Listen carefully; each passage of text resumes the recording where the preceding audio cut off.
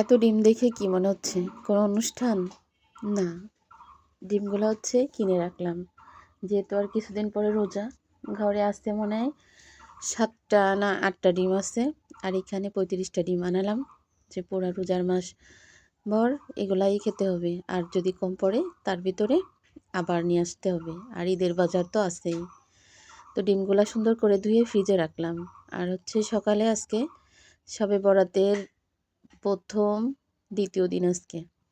তো ডাল রান্না করলাম, মুসুরির ডাল, টমেটো দিয়ে ধনেপাতা দিয়ে ঘন ঘন করে ডাল রান্না করলাম।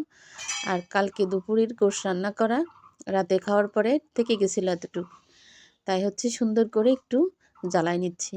আমার কাছে কিন্তু রান্না গোশের থেকে গরু গোশ এইভাবে শুকনা শুকনা করে জ্বালানোর পরে বেশ ভালোই লাগে কিন্তু খেতে।